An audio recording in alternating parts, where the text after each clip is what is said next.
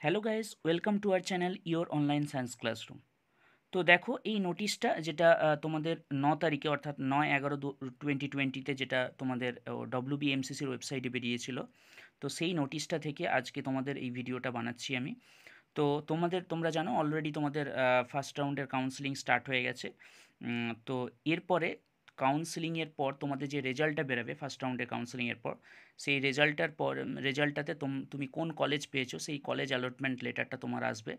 তো সেই অ্যালটমেন্ট আসার পর তোমাকে যে কলেজটা তুমি পেয়েছো সেই কলেজে গিয়ে তোমাকে ভেরিফিকেশন করাতে হবে। তো সেই ভেরিফিকেশনের জন্য তোমার যে ডকুমেন্টসগুলো লাগবে সেই ডকুমেন্টসগুলোও কিন্তু এই নোটিশটাতে খুব ডিটেলসে বলা আছে। সেই ডকুমেন্টসগুলোই আজ তোমাদেরকে আমরা ডিটেলসে বলে দেবো কীভাবে কী করতে হবে, কী কী নিয়ে যেতে হবে, কী ব্যাপার। তো চলো এটা শুরু করা যাক, ভিডিওটা শেষ পর্যন্ত দেখতে থাকো। তো চলো স্টার্ট করা যাক। এই নোটিশে কিন্তু আরও অনেক ডিটেলস দেওয়া আছে, ডোমিসাইল রিলেটেড অনেক ডিটেলস দেওয়া আছে। এছাড়াও তোমাদের টেন্টেটিভ যে ডেট রয়েছে বিভিন্ন, কখন ফার্স্ট রাউন্ড কাউন্সেলিং স্টার্ট হয়েছে, কখন শেষ হবে, মপ আপ রাউন্ড কখন স্টার্ট হবে, সেকেন্ড রাউন্ড কাউন্সেলিংয়ের শিডিউলটা কেমন, সেগুলোও সব ডিটেলসে বলা আছে। তো এই নোটিশটা থেকে তোমরা সেটা দেখতে পারো, বা আমাদের ভিডিও বানানো আছে ওইটার উপরে, যে শিডিউলের উপরে আমাদের ভিডিও বানানো আছে, তো সেখান থেকে তোমরা দেখে নেবে। তো দেখো এখানে বলেছে, এটা দেখো যে the following documents are required to be produced by the allotted candidates in original with self attested photocopy for verification at the allotted college. তার মানে বুঝতেই পেরেছো যে যার যার ক্ষেত্রে কিন্তু এই বলছে who qualified through NEET UG 2020 and successfully enrolled paid fee online registered filled choice, মানে বোঝাই যাচ্ছে যে যার ফার্স্ট রাউন্ডে কাউন্সেলিংয়ের পর যার অ্যালটমেন্ট লেটার আসবে তার তাকে কিন্তু যে কলেজে তার অ্যালোটেড হয়েছে সেই কলেজে গিয়ে তাকে ভেরিফিকেশান করাতে হবে, ডকুমেন্ট ভেরিফিকেশান করাতে হবে। তো সেখানে যেটা বলেছে দেখো, সমস্ত অরিজিনাল যেগুলো যে ডকুমেন্টসগুলো বলা আছে সেগুলো অরিজিনাল নিয়ে যাবে, তার সাথে কিন্তু তার সেলফ অ্যাটেস্টেড ফটোকপি, বুঝতেই পারছো, জেরক্স করবে এবং সেখানে নিজের নামটা সই করবে সেলফ অ্যাটেস্টেড করে, তবে নিয়ে যাবে। তো দেখো এখানে কী কী ডকুমেন্টস বলেছে ওরা স্টেট কোটার জন্য। দেখো এখানে বলেছে, এতে বলেছে acknowledgement slip generated online after successful enrolment in pre counselling. তার মানে তোমরা এটা সবাই জানো যে প্রি কাউন্সেলিংয়ে যারা সাকসেসফুলি এনরোল করেছো, তাদের এনরোল করার পর তাদের একটা অ্যাকনোলেজমেন্ট স্লিপ জেনারেটেড হয়েছে অনলাইনে। তো সেটা তোমরা প্রিন্ট করে রেখেছো, এবং সেখান থেকে তোমরা কি করবে, ওই প্রিন্ট কপিটা থেকে জেরক্সও করে নেবে। ঠিক আছে, জেরক্স করে তারপরে সেলফ অ্যাটেস্টেড করে ওগুলো নিয়ে যাবে। তো এটা একটা জরুরি ডকুমেন্টস। এরপরে দেখো যেটা বলেছে, domicile certificate A1 A2 B or domicile certificate from E district website. তার মানে বুঝতেই পারছো যে ডোমিসাইল সার্টিফিকেট তোমাদের লাগবে। এছাড়াও এই যে বলছে domicile certificate from E district website থেকেও তোমরা যদি ডোমিসাইল সার্টিফিকেট করিয়ে থাকো তাহলে সেটাও কিন্তু তোমাদের এখানে অ্যাপ্লিকেবল হবে। তো যার ডোমিসাইল সার্টিফিকেটটা অবশ্যই তার অরিজিনাল কপি এবং তার xerox copy, self attested xerox কপিটা নিয়ে যাবে। এরপরে চলে আসবো সিতে। দেখো এখানে বলেছে তোমাদের আইডি লাগবে, এনি টু আইডি। অর্থাৎ এখানে দেখো ভোটার কার্ড বলেছে, আধার কার্ড বলেছে, তোমার যে ভোটার কার্ড রয়েছে, তোমার যে আধার কার্ড রয়েছে, এগুলো আইডি হিসাবে লাগবে। এছাড়াও আরেকটা জিনিস এখানে বলা আছে, দেখো passports of parents in case of domicile certificate of parents is given showing address as West Bengal. তার মানে এখানে ব্যাপারটা একটু দেখো যে যারা পেরেন্টসের ডোমিসাইল সার্টিফিকেট দেখিয়ে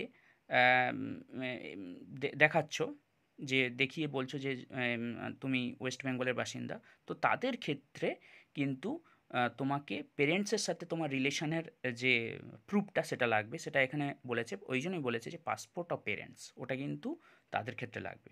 অর্থাৎ খেয়াল করবে যারা, বিশেষ করে এটা হচ্ছে অ্যাকচুয়ালি ওই ডোমিসাইল সার্টিফিকেট যেটা বি রয়েছে ওইটাই হচ্ছে অ্যাকচুয়ালি কি না, ওটা হচ্ছে পেরেন্টসের ডোমিসাইল দেখিয়ে তুমি প্রুভ করছো যে তুমি এখানকার বাসিন্দা।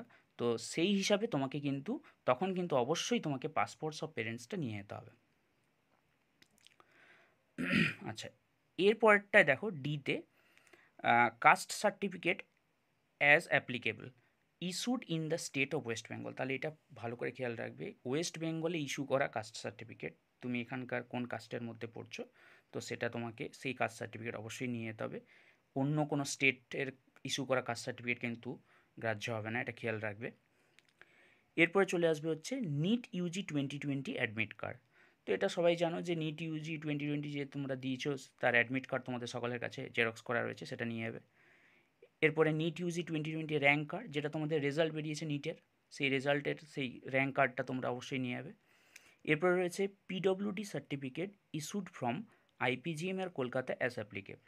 তো এটা যারা ফিজিক্যালি হ্যান্ডিক্যাপড ক্যান্ডিডেট রয়েছে তাদের ক্ষেত্রে তারা জানে যে তাদেরকে ওই আইপিজিএমআর কলকাতা থেকে, ওই কলেজ মেডিকেল কলেজ থেকে ওই পিডব্লিউডি সার্টিফিকেটটা কিন্তু ইস্যু করাতে হবে, করে সেটা তাদেরকে ভেরিফিকেশানের জন্য নিয়ে যেতে হবে।